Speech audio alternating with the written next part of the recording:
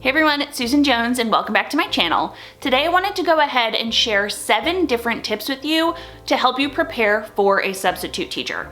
Now, as a teacher, you know that one of the worst things in the world is waking up in the morning, you're feeling super sick, and you can't go to work. Or you know you really shouldn't go to work, but you have to go into school and prepare for a sub, or you have to email plans, whatever the situation is. There have been so many times back when I lived in Vegas, I would wake up at 5 o'clock, I had a horrible sore throat, I knew I just wasn't gonna make it and that my body needed rest, and I would drive to school, get all my plans ready, and I would be feeling so sick, and then I have to rush out of there at 6 o'clock, and it was a disaster.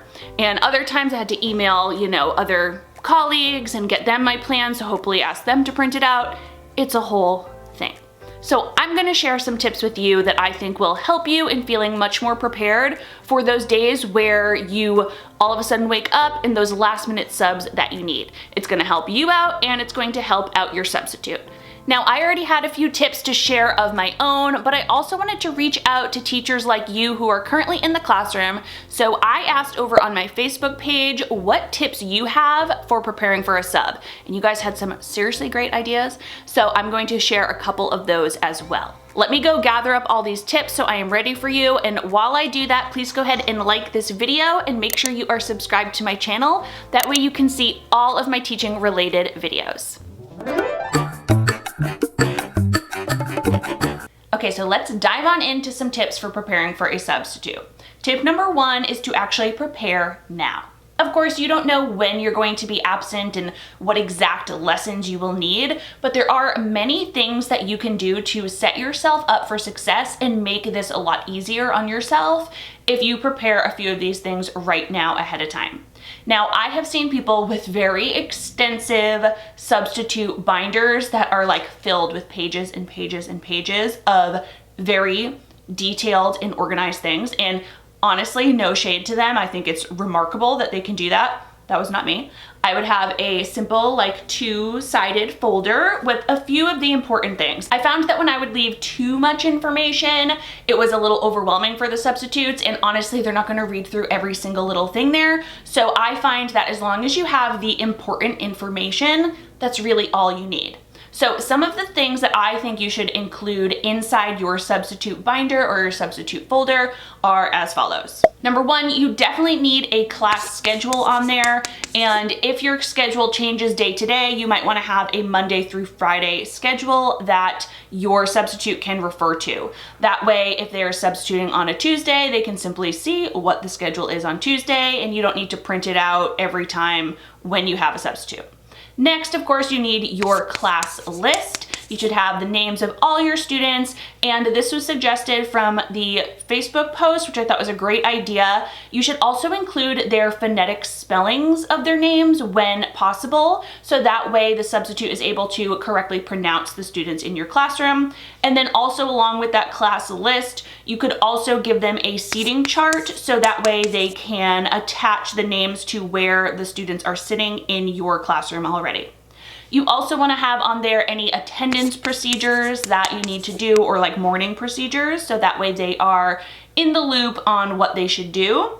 Fire drill info. Now, I wouldn't write out the entire process of the fire drill information. It was very unlikely that was going to happen. However, we always had a fire drill folder in a specific place in our classrooms. I would tell them exactly where that is. I would also go ahead and include the names of 1 to 3 responsible students.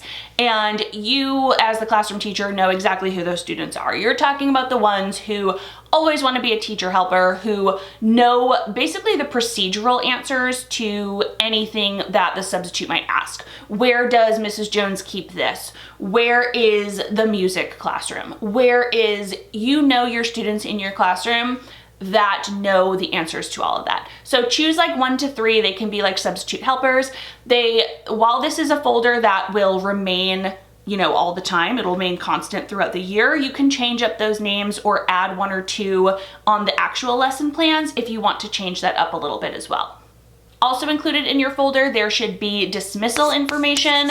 Specifically at my old schools, they always needed to know who the bus students were because they didn't call them by name. They just said bus students, and Sometimes your kindergarten and first grade students need a little extra help reminding them to get on out the door and hop on that bus home.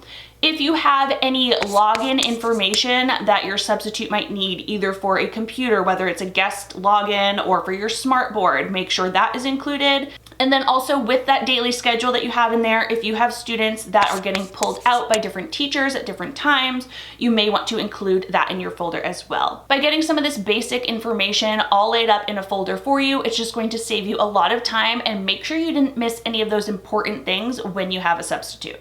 Okay, tip number 2 is to stick to review topics only. You don't need your substitute teaching brand new concepts to your kids. If they have any confusion, you're gonna have to clear up things later. It can just be a whole thing. Make it easier for your substitute and for your kids to have them sticking to things they've already learned. And plus, a little review is always good anyway. In order to help aid in this, I would always save any things we didn't get to throughout the year. I would actually, if I already had the copies made and they were ready to go and we just didn't get to it that day, I would put it in I had a sub bin that I would actually put a sticky note right on it. It would say the exact concept of or the exact skill that was being taught, and I would write up a super quick blurb on how to use it. So I wouldn't write an entire lesson plan, just a little blurb about how it can be used, and I would stick it right on top and add it to a sub pile that could be accessed all year long.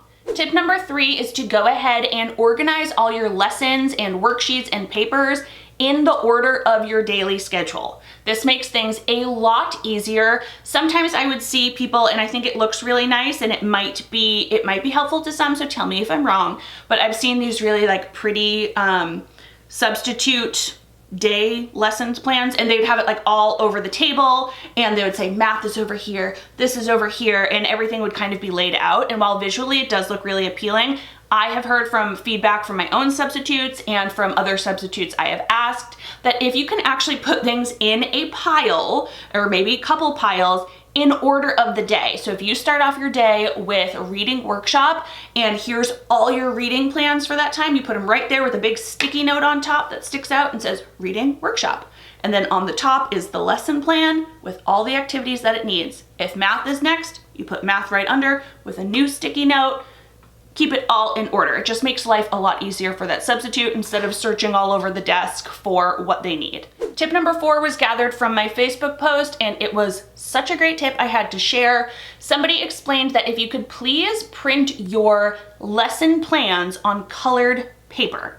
So if you are printing out a different page for each of the subjects, that's fine. Print it out on a different color. If you have all of the main lesson plans in one little packet, go ahead and print that out on a different color as well. So that way not everything is white. When your substitute is there are so many papers and so many things for them to sort through, and they're not in their own classroom and they are just doing their best, and it's so easy to lose those papers that if they are pink or yellow or blue, it can be much easier to like visually scan and be like, okay, where were those lesson plans?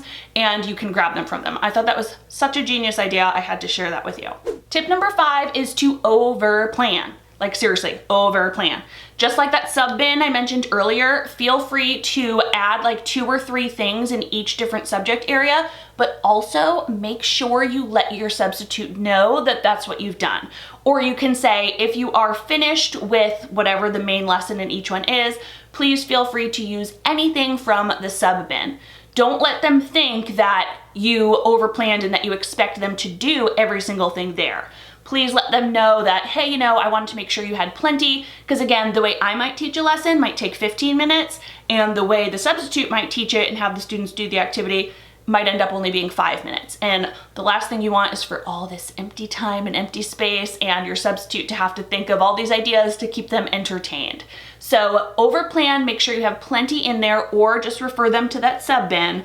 And also, if you do overplan, make sure to let them know that not everything is required. Now, to go along the lines of overplanning and making sure you have everything ready for your substitute, I also have an interactive ReadAloud unit that looks like this in my TPT store, and it is filled with about 70 read-alouds with one-page lesson plans that are already written out for you with higher order thinking questions all related to the book. So what I usually do throughout the year is I pull some of those read-alouds that I don't plan on reading either, at least in the near future with my class, and I print out that lesson plan and I just put it right inside the front cover. And I put that aside for my substitutes. That way at any point in time, if someone steps into my classroom, they can grab one of those books and they have a really well thought out lesson plan right along with it. Because while I love for my students to go ahead and just listen to somebody else read a story and listen to those read-alouds, if I can have them answer some really good comprehension questions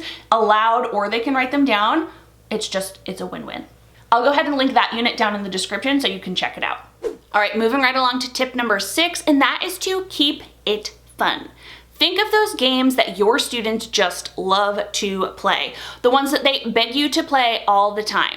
Those games should be the ones that can be dropped in your lesson plans for your substitute. That way they're all having fun, and also make sure they're the games that your students already know how to play. If they have a favorite math center or a favorite literacy center or a favorite whole group game, whatever it is, write that down in the sub plans and let your students and your sub have a little fun together.